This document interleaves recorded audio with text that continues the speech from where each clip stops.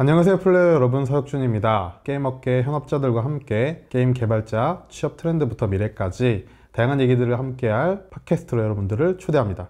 오늘은 두 번째 시간으로 임성기 대표님을 다시 한번 모셨습니다. 반갑습니다, 대표님. 네, 안녕하세요. 네, 반갑습니다. 네, 반갑습니다. 저번 시간에 너무 얘기를 잘 해주셔가지고. 무슨 말씀을 워낙 잘 이끌어주시니까. 아닙니다. 네, 오늘 잘 부탁드리겠습니다. 네, 오늘도 잘 부탁드립니다. 네, 오늘은 좀 저번 시간보다는 조금 더 딥한 얘기들을 좀 들어가 보려고 합니다. 저번 시간에는 이제 면접과 취업에 대한 얘기였다면, 오늘은 조금 더 딥하게 게임 업계 트렌드 시장과 그 다음에 미래에 대해서 좀 얘기를 좀 해보고 싶어요. 그래서 우선 들어가기 전에 간략하게 저희가 회사에서 이제 보통 목표를 잡을 때 KPI 얘기들을 많이 하지 않습니까? 게임 회사의 KPI가 좀 뭔지 좀 궁금하거든요. 그래서 우선은 KPI 약자가 좀 궁금한데, KPI 요? 약자가 어떻게 되는지 한번 좀 소개해 주시면 감사하겠습니다. KPI가 뭐냐면 키 퍼포먼스 인디케이터라고 이야기하는데요. 그래서 핵심 성과 지표 정도로 이야기할 수 있겠네요. 게임 회사에서 기본적으로 좀 많이 중요하다고 생각하는 KPI는 우선은 일단 액티브 유저 수, DAU, 그다음에 WAU, 그다음에 MAU라고 이야기할 수 있는데요. DAU는 말 그대로 데일리, 일간을 이야기를 하는 거고요. 네, 그다음에 WAU는 이제 주간. MAU 같은 경우에서는 이제 그 monthly, 월간을 이야기를 합니다. 그 다음에 뭐 회사마다 표현하는 방식은 좀 다 다른데요. 결제율, 다시 말해서 이제 그 액티브한 유저 대비 이제 결제 유저 몇 명인지, 그다음에 그 숫자를 이제 환산해 보면은 결제율 퍼센테이지가 나오겠죠. 그 다음에 ARPPU, 그다음에 Average Revenue Per Payment User. 네, ARPP라든지 그 다음에 ARPU, Average Revenue Per User 라든지 이 두 가지 지표들도 이제 중요하다고 할 수 있고, 마케팅 쪽 관련돼서는 아무래도 CPI가 가장 중요하지 않을까 싶어요. CPI가 뭐냐면 이제 그 Cost Per Install, 설치까지의 인당 비용이 좀 어느 정도냐. 그러니까 게임 산업 전체적으로 이야기를 한다 그러면 어떤 느낌으로 이야기를 할 수 있냐면요, 밑빠진 항아리가 있는데 여기에 이제 그 계속 비용을 써가지고 이제 CPI를 써가지고 이제 물을 계속 떠오는 거예요. 네. 그럼 이 물이 여기에 이제 고여 있는 동안 물을 마시는 건데, 왜 밑빠진 독이라고 이야기했냐? 리텐션, 즉 빠져나가는 유저. 그러니까 잔존에 있는 유저는 이게 100%일 리가 없거든요. 아무리 좋은 게임이라고 해도 리텐션이 100%는 없습니다. 유저는 빠지니까. 네, 유저는 빠지니까요. 그래서 밑빠진 독이라고 표현을 했고요. 여기에서 이제 그 리텐션, 즉 잔존을 이야기한다 그러면 D2 리텐션, 그다음에 D7 리텐션, 그다음에 D14 리텐션, 그다음에 D30 리텐션, 그다음에 D60 리텐션 같이 해서 이제 조금 중요한 KPI다라고 이제 좀 보기는 합니다. 그럼 이제 게임 회사별로 이런 이제 그 각 이제 포인트별로 이렇게 그래프가 쫙 나오겠네요. 네, 그래프가 쭉 있죠. 대부분은 이렇게 떨어지겠네요, 그죠? 회사마다 다르고요. 게임마다 좀 다른데요. 국가마다도 좀 차이점이 좀 있긴 합니다. 일본 같은 경우에서는 이제 저는 좀 안 그래도 일본 경험이 있다 보니까 일본 같은 경우에서 조금 이제 이렇게 좀 꾸준히 유지되다가 콜라보 같은 거 이제 잘 치면은 올라가기도 합니다. 그리고 이게 좀 재미있는 이야기인데요. 우리나라 같은 경우에는 사실 순위 역주행이 그렇게 잘 일어나진 않아요. 그러니까 리니지의 제국이었던 시절에서는 항상 리니지가 1등이었었잖아요. 그렇죠. 반대로 일본 시장 같은 경우에서는 굉장히 다이나믹합니다. 순위권이 매일매일 바뀌어요. 그래서 이제 제가 봤을 때는 생태계적으로는 어디가 좀 더 건강하냐라고 했을 때에는, 그러니까 변하지 않는 것보다는 변하는 게 제가 봤을 때는 좀 더 확률이 좀 더 높다고 생각을 하거든요. 뭔가 이렇게 올라갈 수 있는 확률이. 네, 그렇다 보니까 건강한 생태계는 아무래도 좀 이런 말씀 드리면 조금 불편하실 수도 있는데, 한국보다는 일본이 좀 더 건강한 생태계가 아닐까라는 생각을 합니다. 왜냐하면 순위가 자주 변하니까요. 그러면 이게 지금 순위가 계속 이제 변하는 그런 시장에 있는데, 어떻게 보면 이제 게임 회사도 지금 미래 전망을 보면은 많은 분들이 이렇게 밝은 전망으로 보시진 않는단 말이죠. 좀 이렇게 어려운 부분들을 많이 얘기를 하시는데, 회사마다 그 이제 각 성과들을 관리하기 위한 것들을 좀 할 것 같아요. 그러면 이제 예를 들어서 우리가 각 이제 파트별로 각 이제 그 지점마다 뭔가 이렇게 목표치가 안 나왔을 때 어떻게 대응하나요? 부장님한테 혼나죠. 이게 만국 공통이군요. 일단은 깨지고요. 네. 근데 어떻게 대응을 하냐라고 했을 때는 찾아봐야죠. 일단 원인을 좀 찾아봅니다. 뭐 예를 들자면 유저의 이탈이 좀 크다. 그러면 어디에서 이탈하는지 이제 이탈 구간을 볼 수가 있거든요. 유저의 행동 로그를 분석을 해서 그 이탈 구간에 특정한 거를 심어주는 거죠. 이를테면 공짜 가차권 연장을 준다든가 이런 식으로 이제 지표적 대응을 하는 거죠. 그러면 이제 이렇게 해도 개선이 안 됐다. 네. 그러면 어떻게 해야 하나요? 보통 그런 경우에서는 그러면 추정을 잘못한 거잖아요. 거잖아요. 추적을 잘못했다. 그러니까 네. 원인 분석을 잘못했다는 그렇죠, 그렇죠. 거죠. 원인이 잘못된 거잖아요. 다시 이제 거기부터 그러면 뭐지? 왜 개선이 안 됐지 여기가? 그리고 이제 확인을 하는 거죠. 우리가 당면한 문제점이 뭐냐 그래서 사실상 라이브 서비스 같은 경우에서는 지표를 보면서 그러니까 우리의 문제가 뭐지를 계속해서 찾아가는 과정이라고 생각을 하거든요. 항상 순환을 할 수는 없을 테니까. 언제나 순항을 할 수는 없어요. 그러니까 한국 시장 같은 경우에서는 계속해서 그래프가 서서히 빠집니다. CPI는 계속해서 높아질 수밖에 없어요. 왜냐하면 처음에는 신작일 때 신작 효과라는 게 있습니다. 근데 반대로 노출 대비 들어오는 유저가 서비스 기간이 길어지면 길어질수록 높아질 수밖에 없잖아요. 이게 너무 당연한 이야기라서 그렇다 보면은 이제 유저를 목격하는 단가 자체가 높아진다는 뜻이지 않습니까? 그러니까 좀 더 지표적 대응 관점에서는 그래서 이제 조금 그런 잘 대응을 하는 친구들이 좀 좋은 대우를 받는 게 아닌가라는 생각을 합니다. 예전에는 사실 저희가 뭐 리니지라고 얘기를 하는 그런 게임들은 코드를 쳐서 만들어지지 않습니까? 근데 요새는 그런 것들이 다 엔진으로 만들어지는 시대에 또 왔다라고 또 얘기를 하잖아요. 엔진도 코드 쳐요. 그렇긴 한데 네. 예전에는 이제 이런 도구 자체가 없었잖아요. 옛날에도 엔진은 있긴 있었었어요. 뭐 오우거 엔진이라든지 뭐 겜브리오 엔진이라든지 그다음에 엔진의 시작은 사실 이제 뭐 존 카맥이 만들었던 이름이 까먹긴 했는데 아무튼 거기부터 이제 시작을 했었던 거지 않습니까? 그치 둠. 둠도 이제 뭐 그런 것도 있을 테고 이제 뭐 그다음에 맞다 퀘이크. 그게 다 엔진을 써서 만든 거군요. 저는 자체 개발하신 줄 알았어요. 존 카맥 형이 유명한 게 그 엔진을 공짜로 뿌려서예요. 나한테는 이거 이미 지난 기술이다라고 하면 근데 이제 유명한 엔진 딱 이렇게 생각해보자면은 정형화됐죠. 네, 정형화된 엔진이라고 생각하면 유니티, 언리얼들을 되게 많이 얘기하잖아요. 대표님이 보시기에 유니티, 언리얼 좀 어떠신가요? 그러니까 근본적인 차이가 있죠. 언리얼은 엔진을 커스텀할 수 있는데 유니티는 엔진을 커스텀할 수가 없죠. 이게 가장 결정적인 차이죠. 유니티는 커스텀이 안 되나요? 유니티는 커스텀이 아니고 블랙박스예요, 사실상. 딱 정해져 있군요. 그러니까 언리얼 같은 경우에서는 소스 코드까지 전부 다 공유가 돼서 엔진을 커스텀해서 쓸 수가 있거든요. 근데 유니티는 그게 조금 그래서 이게 사실 개발자 입장에서 좀 굉장히 좀 결정적인 차이라고 생각을 하는데요. 그러니까 뭐 그런 말씀하시는 분들이 계세요. 언리얼로 하는 게 그래픽이 좀 더 때깔이 좀 더 좋고 뭐 그렇지 않냐. 보통 그렇게 생각하지 않나요? 아니에요. 그건 사실 TAD의 차이인 거고요. 그러니까 그래픽 하시는 분의 역량 차이인 거고요. 그러니까 제가 봤을 때는 기본적인 때깔은 이제 유니티 잘 뽑아내면, 그러니까 잘 뽑아내는 프로젝트는 이제 몇 가지들 봤는데, 뭐 그렇게 뭐 딸린다라는 생각은 잘 안 하게 되고요. 언리얼로 쓰면은 뭐 무조건 그래픽이 좋게 나오냐? 아니에요.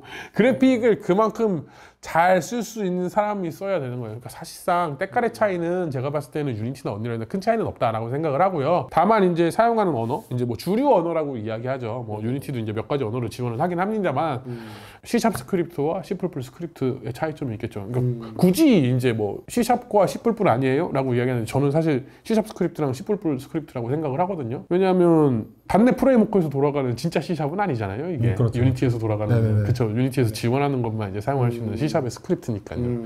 그래서 뭐 이 정도 차이, 그 다음에 엔진을 커스텀할 수 있고 엔진을 커스텀할 수 없다. 그러면 이제 처음 시작하시는 플레이어분들이 많이 좀 또 상담을 하시는 게 좀 이런 것들이 있어요. 예를 들어서 처음 이제 프로그래밍을 배우려고 하는데 내가 이제 비전공자인데 처음 배우고 싶어. 근데 아무래도 언리얼이 이런 부분들에 대해서 좀 더 강력하다는 인식 때문에 언리얼을 도전을 하려고 하시는 분들이 많이 계시거든요. 근데 아무래도 이제 시중에는 이제 유니티랑 언리얼이라는 게 어떻게 보면 양대 산맥처럼 있는데 대표님이시라면 처음 이제 개발자로 도전한 친구들한테는 좀 어떤 걸 좀 권해주고 싶다 이런 게 있을까요? 메모리를 이제 정리를 해주냐 안 해주냐의 차이점은 어느 정도 있습니다만 저는 C++를 굉장히 사랑하는 사람이에요. 그래서 C++이 뭐 진입장벽이 높다 뭐 이런 이야기를 하는 게 아닙니다. 그럼에도 불구하고 저는 C#을 선택할 겁니다. 이유가 있을까요? 일단 저한테는 뿔뿔보다는 C#이 좀 더 쉽고 편합니다. C# 스크립트가 접근하기가 좀 더 편했고요. 그다음에 저 개인적으로는 가비지 컬렉트가 이제는 좀 많이 좋아지지 않았나라는 생각도 좀 하고 있고요. 그 가비지 컬렉트를 좀 설명해 주신다면? 필요 없는 메모리를 정리해 주는 거예요. 자동으로. 그러니까 가비지 컬렉션과 가비지 컬렉터는 엄밀히 차이점은 있는데 그러니까 깊이 이야기하면 좀 피곤해지고 뭐 하니까요. C++ 같은 경우에는 메모리를 해제를 해줘야 돼요, 직접. C# 같은 경우에는 그런 부분들은 해주니까 편리한 부분이 좀 더 용이한 부분이 좀 더 있지 않나? 라는 생각을 개인적으로는 좀 합니다. 그래서 저는 C샵을 할 것 같아요. 요즘 서버도 C샵으로 짠데요. 그리고 미래적으로 이제 장기적으로 봤을 때도 조금 고민이 되는 게 뭐냐면 요즘에는 C++로 만드는 사람이 이제 좀 없다라는 이야기를 좀 엔지니어들이 좀 하더라고요. 야, 요즘에 서버 C++로 잘라 그래도 C++로 하는 사람이 없어. 유지 보수가 안 돼. 라는 이야기를 하더라고요. 그래서 좀, 아, 그렇구나. 이제는 뿔뿔보다는 샵을 훨씬 더 많이 하니까 그래, 그게 좀 유지 보수 관점에서 좀 더 나을 수도 있겠구나. 근데 저는 개인적으로 그런 생각 드는 거죠. 아니, 언리얼은 C++이고 언리얼 프로젝트도 요즘에 많은데 서버 사이드의 이야기는 좀 그런가 봅니다. 그래서 요즘에는 뿔뿔보다는 그냥 서버도 C샵으로 만들다라는 이야기를 좀 하시더라고요. 대표님 또 뿔뿔을 사랑하시니까. 사랑합니다. 네, 뿔뿔 사랑합니다. 네, 네, 그럼. 뿔뿔 사랑하고 뿔뿔 화이팅! 네. 근데 또 이제 자연스럽게 또 궁금해지는 게 우리나라 게임 생태계가 지금 실제로 어떻게 되어 있는지도 궁금하거든요. 이런 이제 여러 가지 AI의 흐름, 그 다음에 이제 엔진에 대한 부분들도 이제 계속 변화를 하고 있는데 이런 상황에서 우리나라 게임 생태계가 좀 어떤지 이런 것들 좀 말씀해 주시면 좀. 우리나라는 사실 개발적 관점에서 봤을 때는 그냥 두 개로 나눠져 있는 것 같아요. 유니티냐, 언리얼이냐. 자체도 있지 않나요? 자체도 있죠. 퍼러비스 같은 경우는 자체 엔진이죠. 존경합니다. 네. 왜냐하면 엔진에 종속되면 안 된다고 생각해요. 저는 개발자가. 이것도 이야기하면 와, 무슨 뭐 언제적 사람이야 뭐 이런 이야기를 하시는 분들이 있을 수도 있는데 저는 엔진을 개발하는 어떤 그런 개발사가 있다 그러면 좀 굉장히 좀 박수 치고 싶거든요. 왜냐하면 결국엔 이거예요. 그러니까 유니티하고 언리얼밖에 없는 시대가 됐다라고 한다 그러면 결국에 이 두 중에 하나를 선택을 해야 되는 거잖아요. 그렇죠. 양자택일을 해야죠. 네, 종속성인 거예요.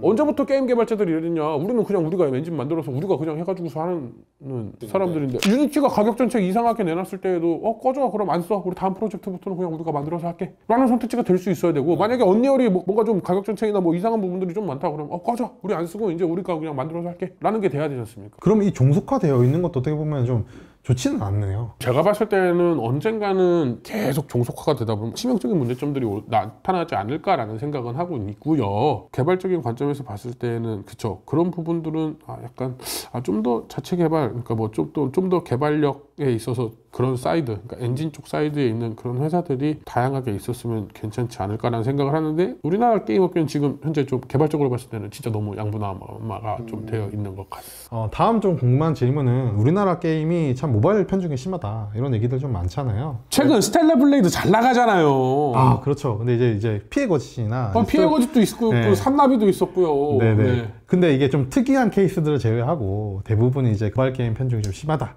이런 것들인데 이런 부분에 대해서 좀 어떻게 보시나요? 저희 콘솔 게임도 많이 만들었습니다. 저희 업계요. 창세기전 3도 있었고요. 손놀이의 악투리어스 뭐 이런 것도 있었었고요. 네네. 저희도 그런 거 많이 있었었습니다. 뭐 물론 근데 인정할 건 인정해야죠. 근데 이게 왜 그러냐면 그러니까 게임 산업의 태동기부터 어떻게 커왔냐가 좀 굉장히 좀 중요한 것 같아요. 그러니까 너무 조심스럽긴 합니다만 제 개인적인 생각이니까 좀 이야기를 조금 해볼게요. 시작부터 좀 달랐어요. 어떤 부분에서 시작부터 달랐냐. 사실상 게임 업계는 83년도에 종말을 한번 맞이했습니다. 아마겟돈.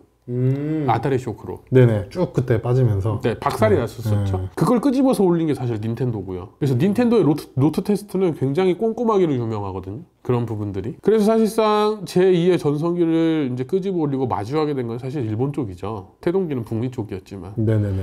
그거를 넘어서서 우리나라는 사실 온라인 시대 때서부터 이제 조금 그러니까 그 전에 개발했었던 분들도 있어요. 그날이 오면에 뭐 미리네 소프트 뭐 이런 분들이라든지 네네네네. 아케이드 게임 만들었던 뭐 선화전자 뭐 이런 회사들이라든지 있긴 있었어요. 이런 분들 다 존경하는 선배님들이죠. 근데 지금처럼 이런 좀 일반적인 씬은 언제부터 구축이 됐냐라고 한다 그러면 아무래도 대부분의 사람들이 이야기하시는 게 90년대 후반, 2000년대 초일 거란 말이에요. 네. 그러니까 그때는 이제 온라인이었었던 거고 지금 이제 이 온라인판 자체가 사실 1인 1PC 시대라고 저는 보고 있는데 왜 그러냐 하면은 전 스마트폰을 PC라고 생각하거든요. 근데 전 개인적으로 인터페이스가 다른 PC라고 생각을 해요.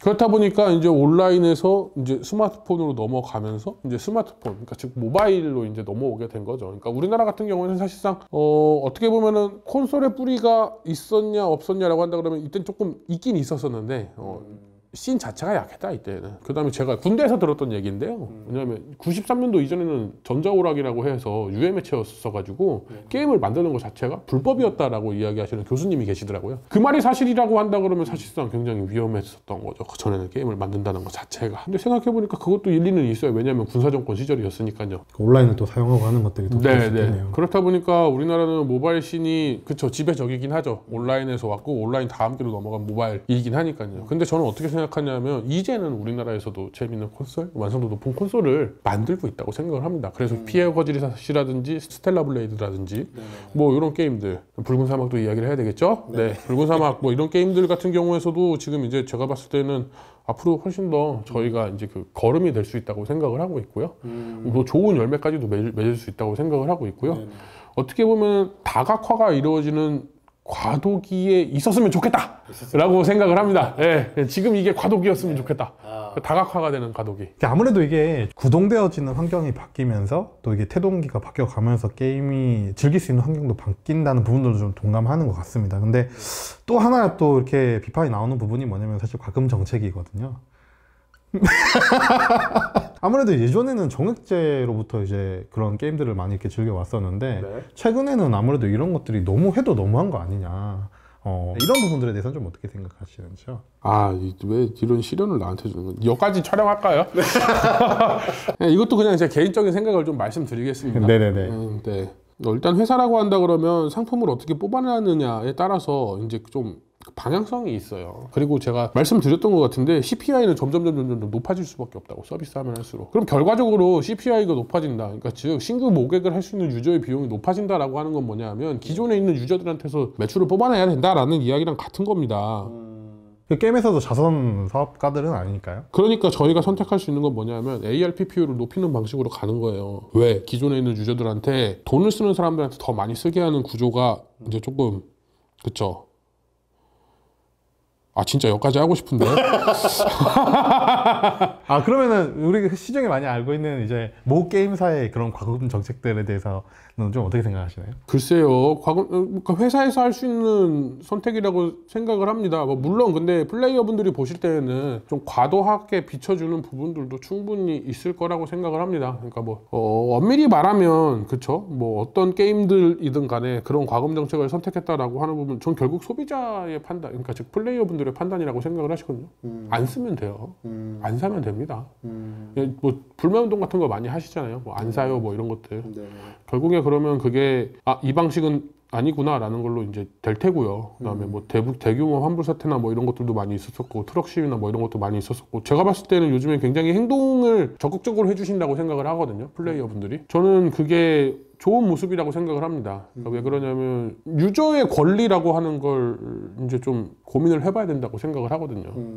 여태까지 너무 성장 일변도지 않았나라는 생각을 해요. 게임 산업 자체가. 이제는 좀 우리가 다 같이 모여서 어떤 부분이 좋은 서비스인가 라는 부분에 대해서는 한 번쯤 개발사 스스로가 돌아보고 고민해봐야 되지 않을까라는 생각을 합니다. 그래서 그런 관점에서 봤을 때는 과금 정책에 대해서 어떻게 생각하냐 그러면 회사 입장에서는 충분히 그럴 수는 있지만 플레이어분들 입장에서도 충분히 불쾌할 수도 있다.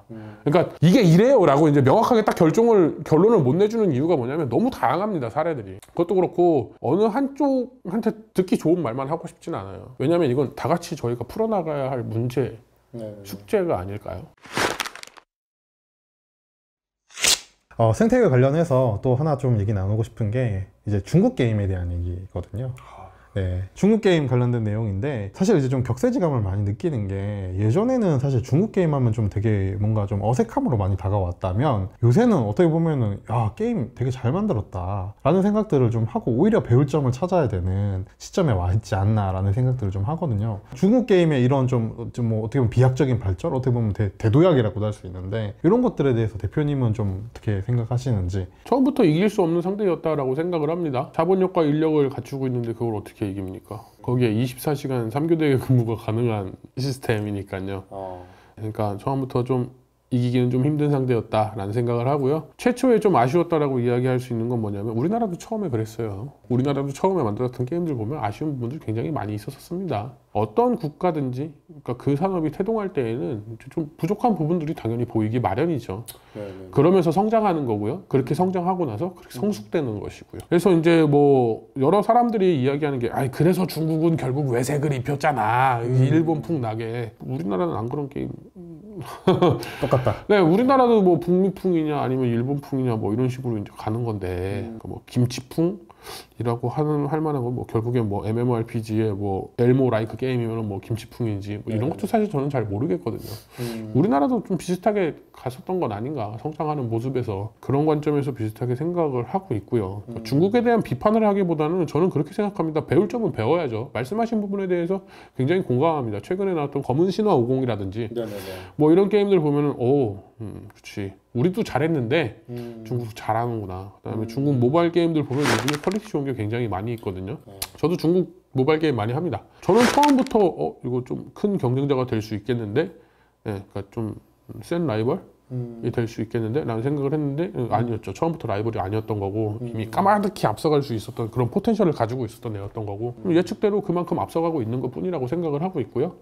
저희는 근데 장기적으로 봤을 때에는 충분히 해볼 만하다고 생각합니다. 왜냐하면 게임이라고 하는 산업 자체가 그러니까 거대한 하나의 어떤 그런 뭔가가 있다 그래서 이게 얘네가 무조건 누르고 있는 게 아니거든요. 옆 나라 이제 일본의 사례들을 보게 되면은 강소기업들도 굉장히 많이 있습니다. 아틀라스 같은 회사, 그러니까 페르소나 그 회사 같은 경우도 봐도 전 직원이 300명이 사실 안 되는 회사거든요. 그 다음에 뭐 유니콘 오버로드, 바닐라웨어 같은 경우에서도 굉장히 소규모 회사예요. 네네네.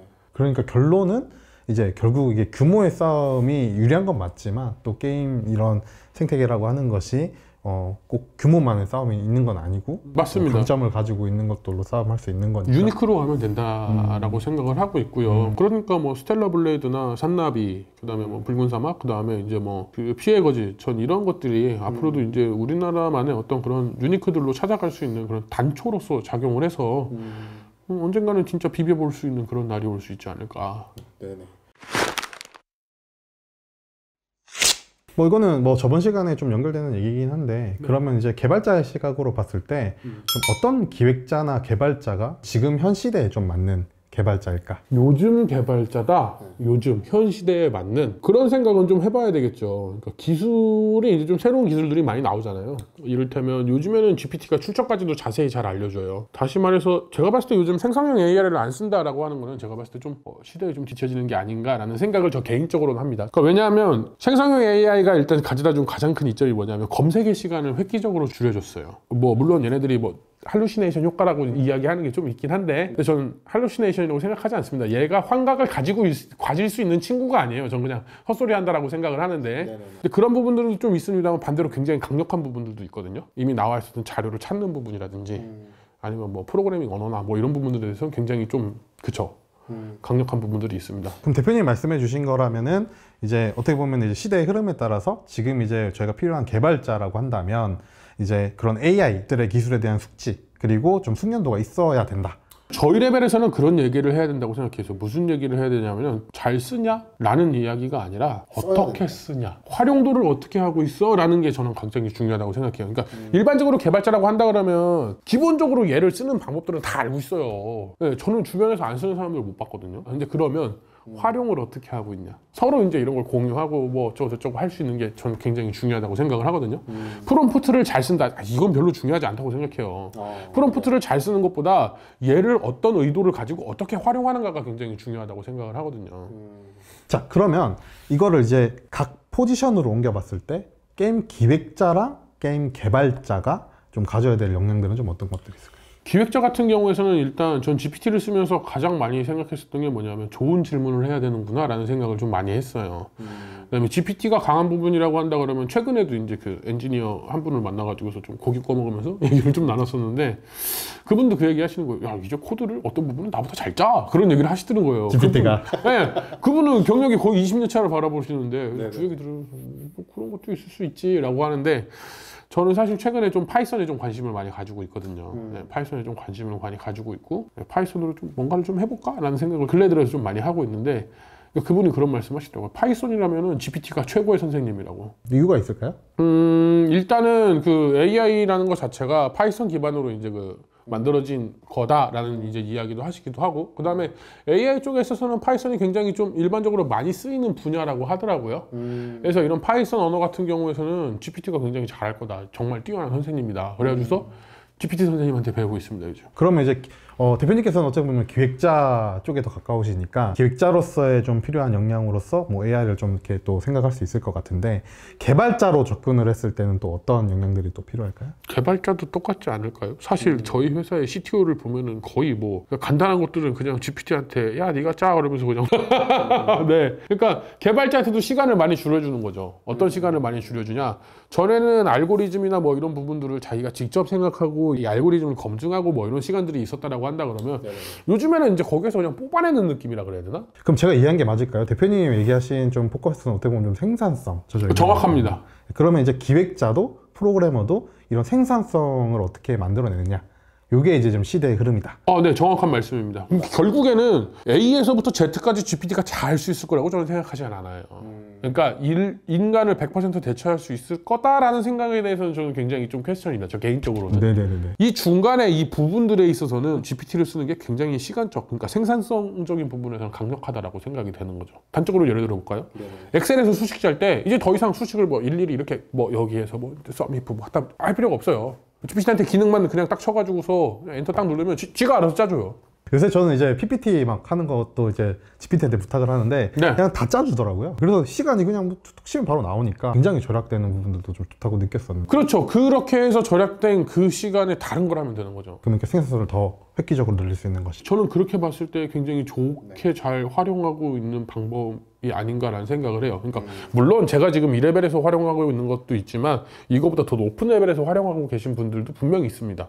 저도 그런 분들한테 배워가지고서 좀 좋은 방법들, 이제 그런 방향들이나 뭐 이런 것들을 찾아보면서 저도 이제 따라가야 되겠죠. 사실 이 주제를 개정에 좀 아껴놨는데, 초반부에 이제 AI 관련된 얘기를 좀 하고 이제 넘어갔었어요. 근데 이제 좀 그런 얘기들을 좀 더 끄집어 와서 게임 기획자와 게임 개발자의 미래에 대해서 좀 얘기를 좀 해보고 싶거든요. 기획서를 쓰더라도 예전에 이제 문서 기반의 기획서를 쓰던 거와 또 별도로 최근에는 이런 AI를 활용한 것들이 많이 오게 되면서 개발자의 지위가 위협받기도 한다, 뭐 이런 얘기들도 있고, 기획자들이 굳이 필요하냐, 이런 이제 얘기들이 또 나오고 있는 걸로 알고 있어요. 그래서 좀 업계인으로 보셨을 때 게임 기획자 그리고 게임 개발자의 미래에 대해서 좀 어떻게 생각하시는지.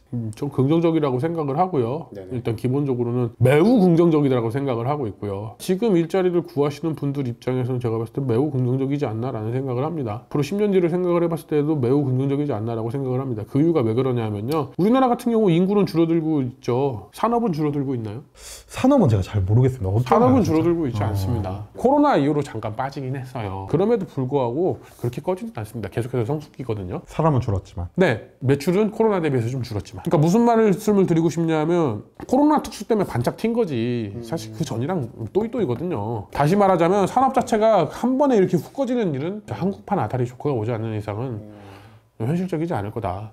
그러면 결국엔 이 산업은 계속해서 유지가 된다. 그러니까 빠지더라도 서서히 빠진다라는 게 이제 기정사실일 텐데, 인구는 훅 빠지잖아요. 오히려 이제 공급이 줄어드니까. 네, 그러니까 이 산업을 계속해서 유지시킬 수 있는 다른 방법을 이제 찾아야 되는 건데, 저는 그래서 이제 시니어 채용이나 이런 것도 앞으로 늘어나지 않을까. 이거는 돈이 되는 산업인데 이거 해야 될 거 아니에요. 이렇게 생각할 수 있군요. 그러니까 공급이 줄어드니까 결국은 이제 이 산업을 유지하기 위해서 결국 수요는 계속 있을 것이다, 네, 라는 접근인 거네요. 그렇죠. 그러니까 이거를 좀 더 잘 생산성을 높이기 위해서 생성형 AI나 이런 걸 잘 쓰는 사람들이 이제 훨씬 더 각광받는 시대가 될 테고, 덧붙여서 거시적으로 보면은 그런 그림이 될 수밖에 없다는 거죠, 사실상. 그럼 좀 신입의 입장에서 좀 접근을 해본다면, 예전에는 게임 회사 신입에 대해서 어쨌든 기대하는 역할들이 그렇게 높지 않을 것이기 때문에 뭐 이런 거라도 시키자라고 했던 것들이 있다면, 지금 말씀하셨던 대로 이런 AI를 잘 쓰는 인력들이 만들어지게 되면 사실 그런 일자리들이 잃게 되는 게 아닌가라는. 아니요, 저는 그렇게 생각합니다. AI는 100% 인간을 대체할 수가 없어요. 중간 과정에 만들어낼 수는 있을 건데, 단적으로 얘기해 볼까요? 챗GPT만으로 코드가 가능하다? 코딩이 가능하다? 게임 만드는 게 가능하다? 부원장님도 지금 그럼 할 수 있어야죠. 부원장님 지금 원리얼로 그럼 MMORPG 하나 만들어 보세요. 될 수 있나? GPT로. 지금 당장 안 되죠. 안 되죠. 뭐가 좋은 코드인지 우리가 만들어놨었던 구조에 적합한 방식인지 아닌지를 판단하고 붙여야 될 거지 않습니까? 100% 인간을 대체할 수가 없다니까요. 물론 생성형 AI로 만드는 게임 엔진들도 나오고 있습니다만 이게 앞으로 발전할 거라고 생각은 해요. 장기적으로 봤을 때에는. 그럼에도 불구하고 어느 정도 규모 있고 고도화된 판단, 그러니까 즉 인간이 판단해야 되는 그런 부분들이 필요한 프로젝트들은 계속해서 있을 거란 얘기죠. 그리고 그런 프로젝트들이 계속해서 메인일 거란 얘기입니다. 그러니까 대표님 보시기에는 결국은 이 사람이 해야 될 영역과 AI가 해야 될 영역들이 어느 정도 구분이 되어 있고 이미 구분되어 있고요. 그러니까 그림으로 예를 들어볼까요? 지금 뭐 디테일한 어떤 그런 것들, 스테이블 디퓨전이나 뭐 이런 걸 써도 안 되는 부분들이 있어요. 그러니까 로라 파일 설치해가지고 집어넣고 뭐 해야 되는 거거든요. 100%는 대체할 수 없다는 겁니다. 그러면 이제 앞으로 우리가 생각하는 그런 AI들과의 협업은 어떤 형태로 발전하게 될까요? AI들의 협업은 뭐 사실 저는 이미 답이 정해져 있다고 생각을 해요. 지금 이미 같이 일하고 있는 코워킹의 형태거든요. 프로그래머들은 이미 뭐 안 쓰는 사람들은 거의 못 본 것 같고요. 네. 그래서 이제 뭐 단순한 알고리즘을 진짜 잘 만든대요. 그래서 그런 알고리즘 부분에 있어서는 GPT를 이제 좀 아예 그냥 대놓고 쓰고 있는 것 같고, 기획 같은 경우에서도 이제 뭐 엑셀 수식 만든다거나 그 다음에 뭐 어떤 자료 찾기라든가 뭐 이런 것들은 이제 뭐 당연히 그냥 쓰고 있는 것 같고요. 이미 코워킹의 영역으로 왔어요. 이미 같이 이제 일하는 형태로 왔고, 이런 것들이 어쨌든 미래에 봤을 때는 이제 이게 좀 공존하면서 오히려 더 좋은 모델을 만들어낼 것이다. 네. 그리고 제가 봤을 때는 그런 인재들이 요즘 인재다라고 말씀드릴 수 있고요. 단순하게 이야기해서 2024년도에 신입을 뽑습니다라고 하는데 엑셀, 워드, 포트폴리오로 던지는 게 2024년도에 원하는 인재일까요? 전에 이야기했었던 유튜브를 쓴다거나 쇼츠로 뭔가 만든다거나 그 다음에 뭐 노션으로 뭔가 페이지를 만든다거나 생성형 AI로 포트폴리오랑 접목시켜서 뭔가 만든다거나. 그러니까 제가 이제 생각을 해보면 이런 거죠. 포트폴리오 양식은 2000년대 제가 쓰던 양식하고 변한 게 없는 사람이 요즘 신입이라고 말할 수 있냐는 거죠. 그럼 이 사람한테 요즘에 맞는 연봉을 줘야 되냐라는 거죠. 기업적인 논리에서 봤을 때는. 그러네요. 네, 그럼 오늘 이렇게 게임업계 생태계 관련해서 다양한 좀 얘기들을 좀 나눠봤는데, 저번 시간과 다르게는 좀 더 이제 깊이 있는 얘기로 좀 게임업계 생태계와 미래에 대해서 좀 얘기해본 시간이었던 것 같습니다. 네, 저희 다음 시간에는 저희 또 창업 관련된 얘기로 좀 돌아올 텐데요. 다음 시간 또 기대해 주시고 긴 시간 함께 해주셔서 감사합니다.